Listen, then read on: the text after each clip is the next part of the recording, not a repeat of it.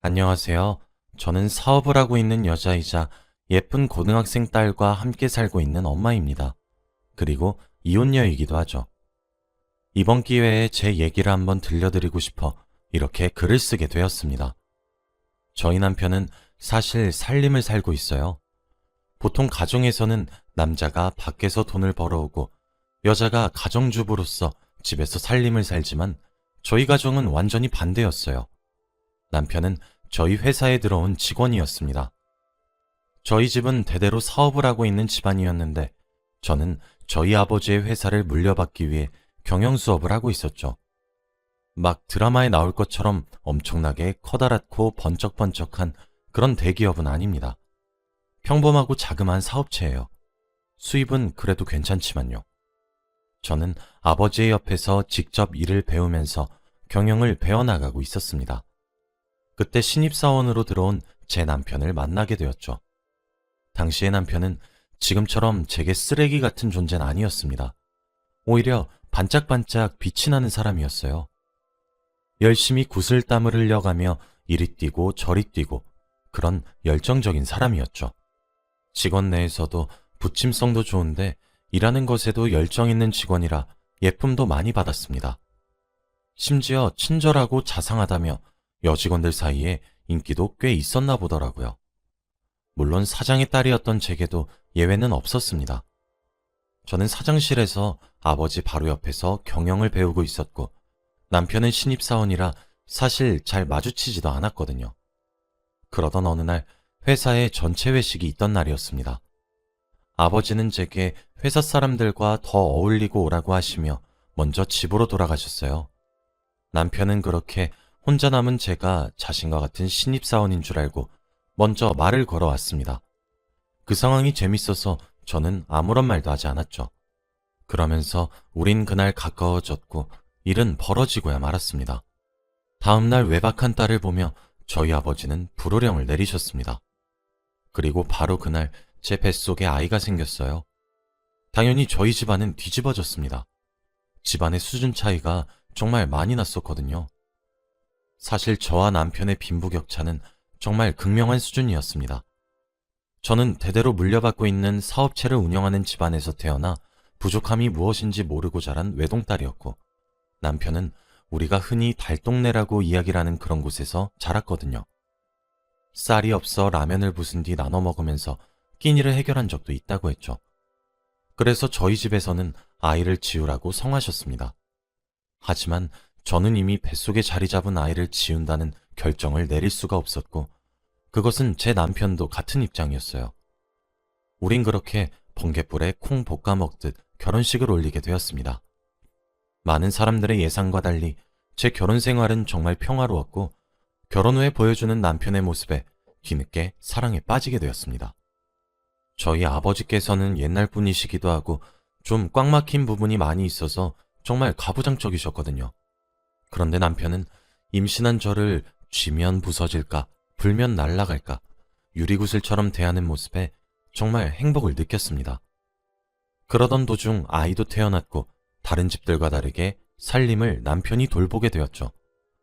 제 마음속 한켠엔 남편이 일을 그만두고 집안일을 한다는 것에 죄책감이 있었습니다.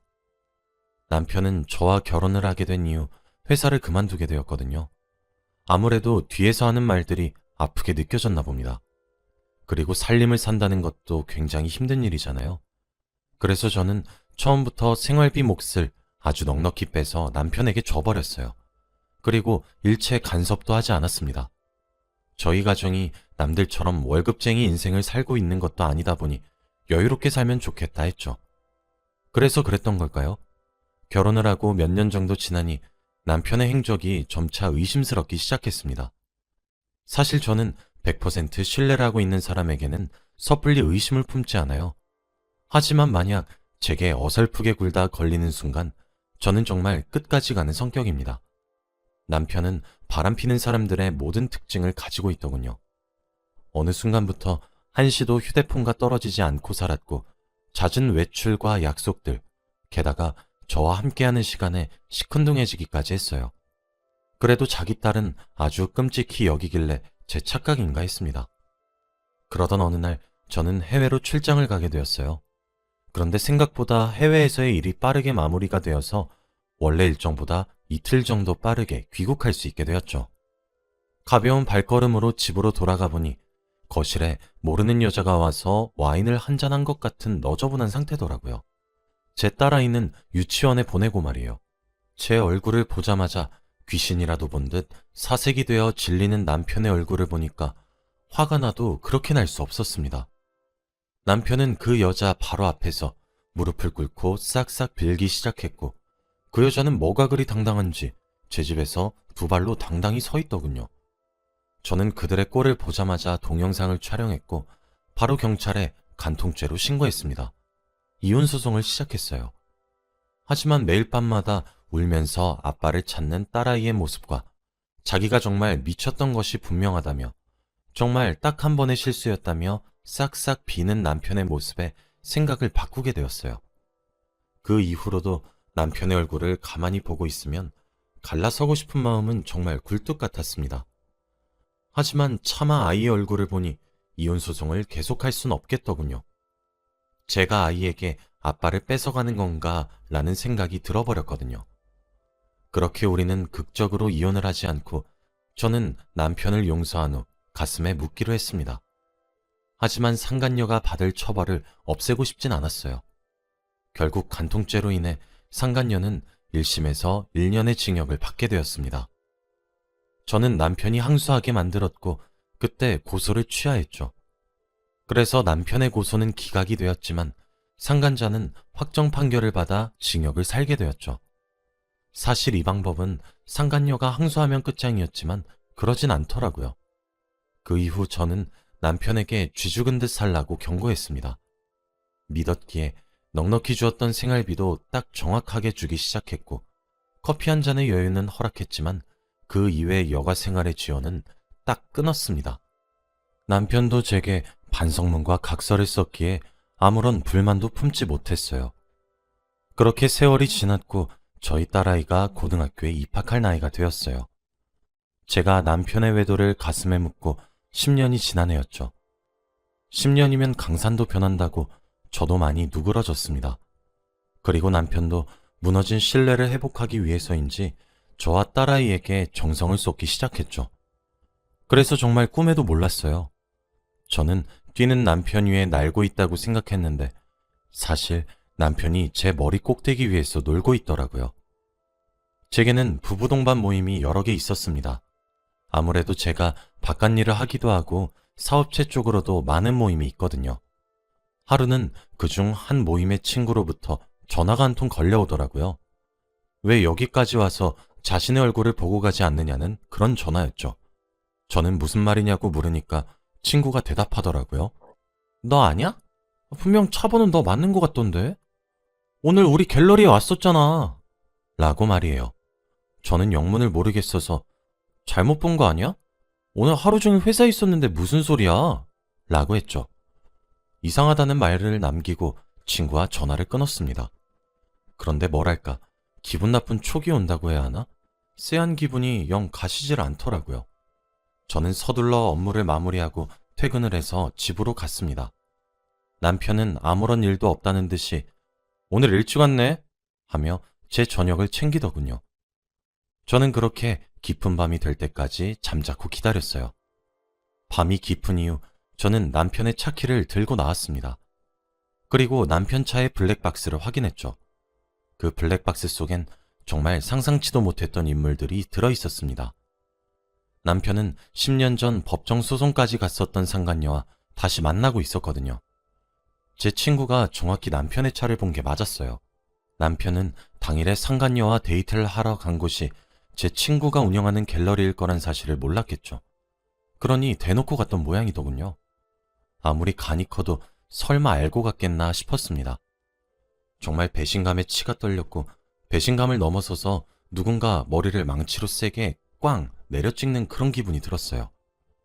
저는 그 길로 집으로 올라와 조용히 남편의 휴대폰을 열어 확인했습니다. 그러나 남편의 휴대폰엔 외도의 어떤 흔적도 남아있지 않더군요. 이제껏 이런 방법으로 저를 기만했던 거구나 싶었습니다. 일단 남편 차량의 블랙박스 녹화 파일을 제게 옮겨놓은 뒤 그때부터 증거를 수집하기 시작했어요. 남편은 저를 출근시킨 이후 딸도 학교에 보내고 난 뒤 그 여자를 만나러 가더군요. 일주일에 딱 3번 정도 만나고 있었어요. 상당히 규칙적인 만남이었죠. 저는 모든 사실을 알고 난 이후 남편이 사용하고 있는 생활비 통장 또한 조회해 보았습니다. 매달 제가 넣어주는 많은 양의 생활비는 전부 그 여자와 남편의 외도에 들어가고 있었어요. 그리고 제게 정말 충격적이었던 부분은 제가 관리하고 있는 건물의 월세를 남편이 받고 있더라고요. 어쩐지 생활비로는 턱없이 모자랄 정도의 사치를 즐기며 외도를 하는데 그 돈이 다 어디서 났나 싶긴 했습니다. 세입자에게 급히 연락을 해보니 남편이 따로 찾아와 월세를 자신의 계좌로 입금할 것을 요구했다고 하더군요. 솔직히 제가 관리에 소홀했고 미흡했었단 사실은 인정합니다. 회사 일로도 바빠서 제 생각보다 오랜 기간 동안 제 돈을 남편이 빼돌린다는 사실을 몰랐던 것도 제가 너무 무지했기 때문이죠. 하지만 아무리 그렇다 할지라도 관리에 소홀한 아내를 보며 그 많은 돈을 그렇게 오랜 기간 동안 빼돌릴 수 있다고 보시나요? 믿는 도끼에 발등이 찍힌 수준 정도가 아니었습니다. 진짜 사람 속이 부글부글 끓었어요. 저는 바로 변호사를 선임했습니다. 변호사가 그러더라고요.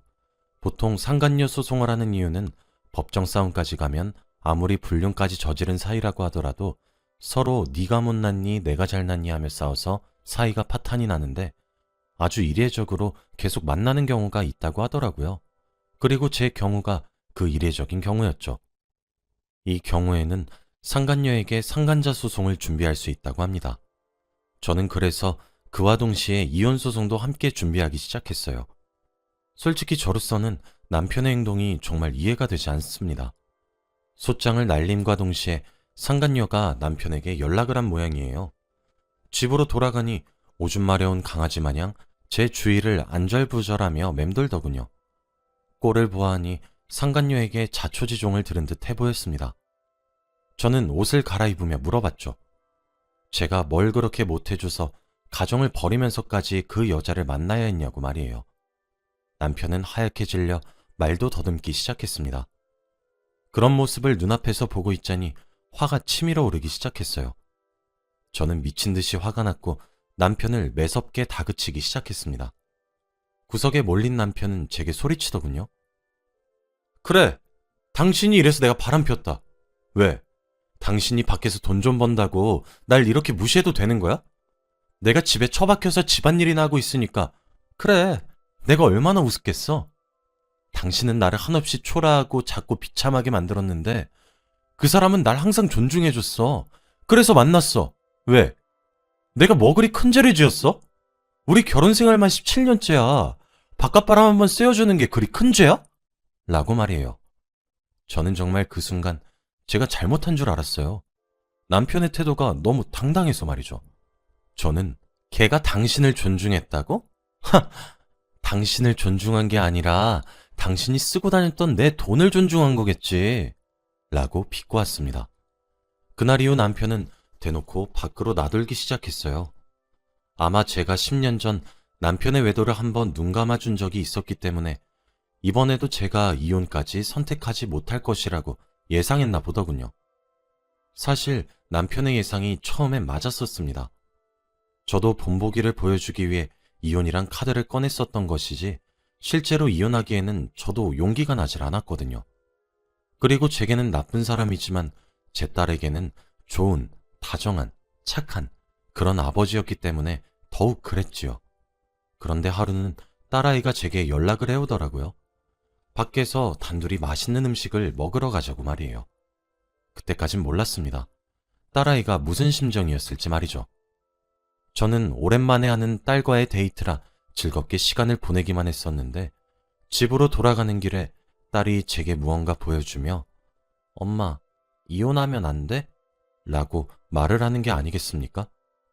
딸이 보여준 것은 남편이 남편의 차 안에서 그 여자와 차 안에서 행복한 시간을 보내는 영상이었습니다. 딸은 거리가 조금 떨어진 곳에서 영상을 찍기 시작했더군요. 본인도 찍으면서 많이 놀란 모양인지 중간중간 딸이 숨을 들이키는 소리들도 함께 녹음이 되어 있었습니다. 저는 딸이 이런 동영상을 제게 보여주기까지 얼마나 많은 생각을 했었을지 너무나 안쓰러웠고, 그리고 무슨 심정으로 이런 영상을 찍었을지 감히 그 심정을 짐작조차 할 수 없어 남편에게 미친 듯이 화가 나기 시작했어요. 딸은 동영상을 제게 보여주며 펑펑 울기 시작했습니다. 자신의 손으로 부부관계를 틀어버리겠다는 죄책감도 너무 커 보였죠. 저는 당장 무엇부터 해야 할지 도무지 알 수가 없었습니다. 일단 딸을 달랜 이후 집으로 돌아왔어요. 남편은 이제 될 대로 되란 식인 것인지 대체 무엇을 그렇게 믿고 있는 것인지 집에도 없더군요. 저는 우는 딸아이의 얼굴을 보고 진정으로 이혼을 결심했어요. 그딴 것도 아빠라면 차라리 없는 편이 낫겠다 싶더군요. 저는 모든 것들을 변호사에게 고스란히 넘겼습니다. 정말 이혼이란 카드는 마지막에 마지막까지 사용하고 싶지 않았는데 딸아이의 우는 얼굴을 보니 남편이 죽고 제가 살고 싶어지더라고요. 거기다가 남편은 대체 뭐가 그리 당당한 것인지 딸이 집을 비우는 시간이 되면 저희 집에 어김없이 그 여자를 초대하기도 했습니다. 심지어 그걸 제게 걸리기까지 했죠. 제게 걸리고 나니 꽁무니가 빠져라 남편의 차에 올라타 도망가려고 하더군요. 저는 신발장 한 켠에 두었던 쇠로 만들어진 야구방망이를 가지고 와서 남편의 차를 미친 듯이 내려치기도 했습니다. 상간녀는 저희 집 주차장에서 소리를 꽥꽥 지르고 남편은 그런 저를 뜯어말리고 정말 개판이 따로 없었죠. 상간녀는 신고하겠다고 고함을 쳤고요. 저는 그 말에 나도 주거침입으로 고소해줄까? 라고 막고함을 질렀습니다.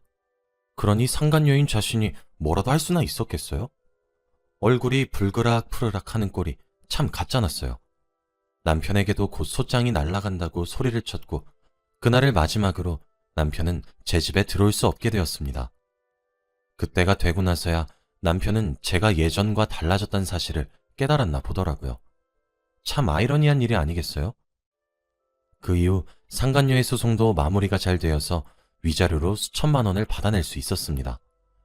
반성의 기미도 없고 과거에도 만났던 사람과 불륜을 저지른 것을 다시 반복했다는 점도 추가되어 위자료를 많이 받을 수 있게 되었죠.